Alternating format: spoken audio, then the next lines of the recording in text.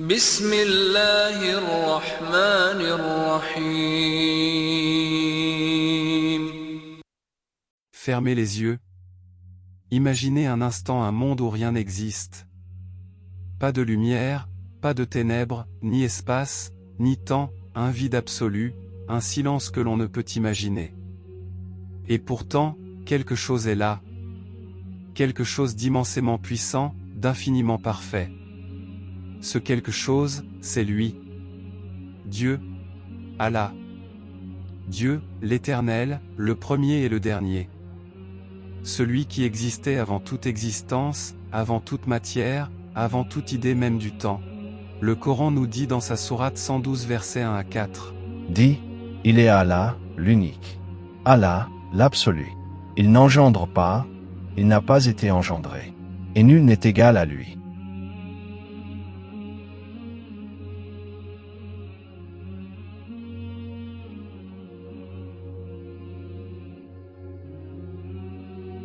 Il est le Créateur avant toute création. Il est au-delà de ce que nos esprits humains peuvent concevoir. Le Coran nous rappelle dans sa sourate 57, verset 3, cette réalité profonde. C'est lui le premier et le dernier, l'apparent et le caché. Et il est omniscient. Dans ce néant total, il n'y a rien d'autre que sa présence. Pas d'étoiles scintillantes, pas d'univers tourbillonnant, pas même un souffle de vent.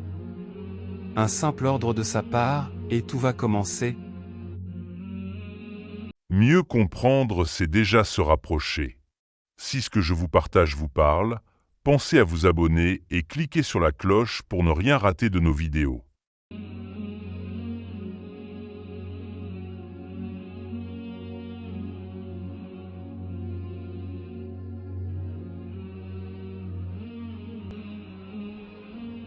Le Coran dit dans sa sourate 2 verset 117. Lorsqu'il décide une chose, il dit seulement « Sois », et elle est aussitôt. Comment tout a-t-il commencé? Quel secret se cache dans la création de l'univers? C'est une histoire extraordinaire. Une histoire qui commence bien avant le monde que nous connaissons. Aujourd'hui, nous vous invitons à voyager dans le récit sacré de la création, tel qu'il nous a été révélé dans le Coran et les enseignements du prophète Mohammed, paix et bénédiction sur lui. Un voyage à travers le temps, comme si vous y étiez. Mieux comprendre, c'est déjà se rapprocher. Si ce que je partage vous parle, pensez à vous abonner. Et cliquez sur la cloche pour recevoir les prochaines vidéos simples, claires et accessibles.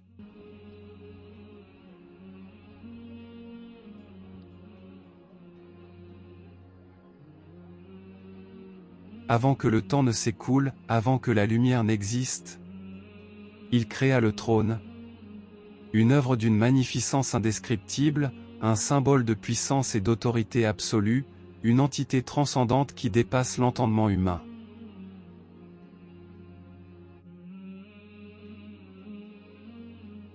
Son immensité défie toute comparaison. Aucun regard ne peut l'atteindre, aucune intelligence ne peut le concevoir dans sa totalité. Selon certains récits, l'ensemble des cieux et des galaxies, malgré leur immensité, comparé au trône divin, serait aussi insignifiant qu'un anneau jeté dans un désert infini.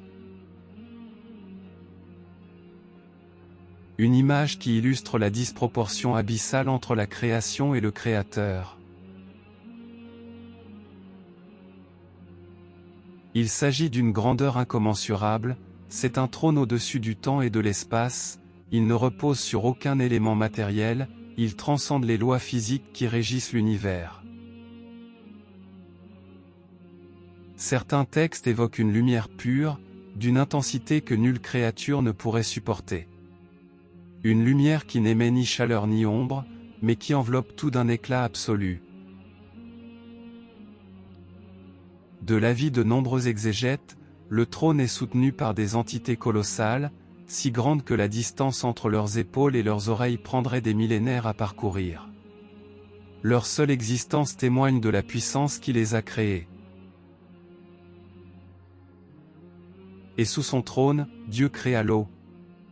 Une mer sans rivage, profonde et mystérieuse. Elle devint le premier écrin de la création, le berceau des cieux et de la terre qui allait naître par sa volonté. L'eau est l'un des éléments les plus fascinants de la création. Ce fluide à la fois simple et essentiel est bien plus qu'une ressource, il est le berceau de la vie et porte en lui des secrets qui intriguent encore la science aujourd'hui. L'eau existait avant toute chose, avant que l'univers ne prenne forme, bien avant l'apparition des galaxies. L'eau fut l'un des tout premiers éléments à exister. Elle flottait dans le néant, comme une source primordiale d'où jaillirait toute la création. L'eau est plus qu'un simple liquide, c'est un code fondamental de la vie, un élément mystérieux qui semble avoir été placé dans l'univers avec une intention précise. Puis il créa l'univers en 6 jours. Mais que signifient ces « jours » mentionnés dans le Coran? Le temps, une énigme, un mystère insondable. Pour nous, humains, le temps est une ligne droite, une succession de jours et de nuits. Un battement de cœur, une ombre qui s'étire sous le soleil, une vie qui s'écoule inexorablement. Mais pour Dieu, le temps n'a pas la même signification. Le Coran explique dans sa sourate 22, verset 47. Il te demande de recevoir le châtiment. Mais Dieu ne manque jamais à sa promesse. Or, un jour auprès de ton Seigneur est comme 1000 ans de ce que vous comptez. Un jour divin n'est pas un jour humain. Lorsque le Coran parle de la création en 6 jours, ce sont 6 grandes étapes, des périodes immenses, infiniment vastes, à l'échelle du Créateur. Dieu est en dehors du temps, au-delà de notre perception. Ce que nous appelons une seconde peut être pour lui une éternité, et ce que nous voyons comme une éternité n'est pour lui qu'un souffle. Le Coran précise dans sa sourate 70, verset 4. Les anges et l'esprit montent vers lui en un jour dont la durée est de 50 000 ans. Imaginez 50 000 ans, pour un seul jour. Alors comment comprendre ces 6 jours de création? C'est comme une fresque cosmique, des âges entiers, des ères inimaginables où chaque chose prend sa place avec une précision divine. Alors que le temps divin s'écoulait, un événement d'une ampleur inimaginable eut lieu. Le Coran dit dans sa sourate 21 verset 30. Les cieux et la terre formaient une masse compacte. Puis nous les avons séparés.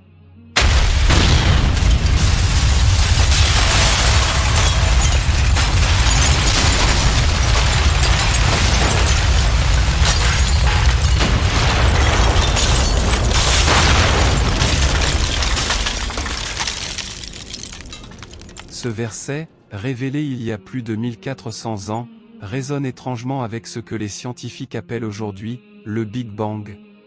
Si ce moment a réveillé quelque chose en vous, abonnez-vous pour apprendre chaque jour davantage. Imaginez un point minuscule, une singularité d'une densité infinie, contenant en lui tout ce qui existe. D'un seul ordre divin, l'explosion. Un éclatement d'une puissance inimaginable. Un océan d'énergie pure, de chaleur intense, de lumière aveuglante.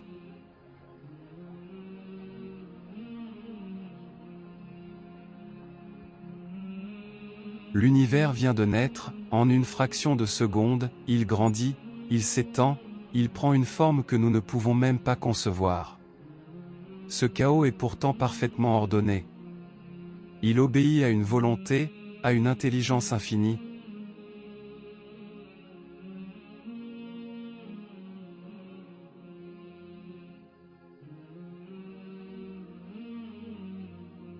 Avant que nos pas ne foulent le sol, avant que les océans ne dansent sous le vent, avant que la terre ne devienne un refuge pour la vie, cet univers était encore brut, une masse informée, un monde en gestation. Alors Dieu façonna la terre. D'abord, une boule de matière en fusion, plongée dans l'obscurité des âges anciens. Puis, sous son ordre, cette masse se stabilisa, s'aplanit et s'étendit, devenant un berceau prêt à accueillir la vie.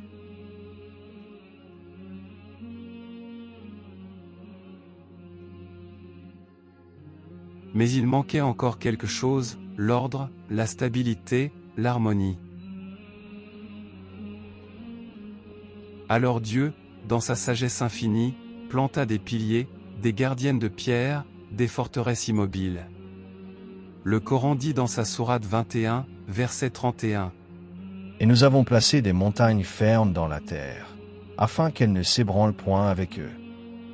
Les montagnes, ces colosses dressés entre ciel et terre, sont bien plus que des rochers. Elles sont les ancres du monde, les stabilisatrices du sol, les témoins silencieux des âges révolus. Tandis que la terre s'ancrait, le ciel, lui, s'élève, non pas un, mais 7 cieux, superposés en parfaite harmonie. Le ciel n'était que fumée. Un voile cosmique flottant dans l'immensité. 7 cieux furent créés. 7 dimensions, 7 royaumes invisibles à l'œil humain, chacun portant un secret connu de Dieu seul. Mais l'univers n'était pas encore complet, il lui fallait une source de lumière, une force de chaleur et d'énergie. Alors Dieu, dans sa sagesse infinie, ordonna la naissance de 2 luminaires. Dans sa sourate 78 verset 13, le Coran nous informe. Et nous avons fait du soleil une lampe flamboyante. Le soleil, un brasier céleste, une fournaise de feu, illuminant le monde et insufflant la vie. Chaque jour, il se lève et descend selon un ordre parfait, établi depuis l'aube des temps. Mais que serait le jour sans la nuit? Que serait la lumière sans l'ombre? Alors Dieu créa la lune. Le Coran nous enseigne dans la sourate 10 verset 5. Et nous avons désigné la lune pour marquer les phases, et nous l'avons rendue une lumière. Tantôt pleine, tantôt fine comme un croissant, elle suit un cycle précis, gouvernant le rythme du temps et des marées. Le jour était apparu, mais que serait-il sans la nuit? Le cycle de l'existence devait être instauré. Mais Dieu, dans son infinie sagesse, fit alterner le jour et la nuit, établissant un équilibre parfait. Puis, dans l'immensité céleste, il plaça des joyaux, de petites lumières scintillantes qui allaient guider et émerveiller les hommes. Le ciel était vaste, mais il lui manquait encore son éclat. Alors, Dieu sema dans l'obscurité des lumières scintillantes, des joyaux suspendus dans l'infini. Les étoiles naquirent, des milliards, des trillions, formant un océan d'or et d'argent. Dans cet océan infini, chaque étoile est un signe, un témoignage de la puissance divine. Elles sont là depuis la nuit des temps, et elles continueront d'illuminer l'univers jusqu'au jour ultime. Désormais, tout était en place. Il ne manquait plus qu'une chose, la vie. Alors, Dieu, dans sa sagesse infinie, ordonna l'agencement du monde.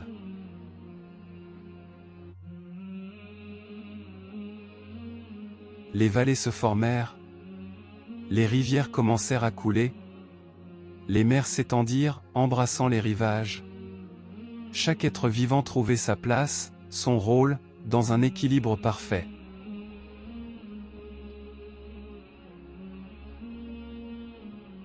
Puis vint la création des anges et des djinns. Bien que souvent moins abordé, le rôle des anges et des djinns est crucial dans la création selon l'islam. Allah a créé les anges, des créatures faites de lumière, qui sont des serviteurs et messagers obéissants, toujours prêts à exécuter la volonté divine. Les djinns, quant à eux, sont des créatures invisibles faites de feu sans fumée. Ils ont été créés avant les humains et ont une grande liberté de choix. Certains, comme Iblis, ont refusé d'obéir à Allah et ont été chassés du paradis.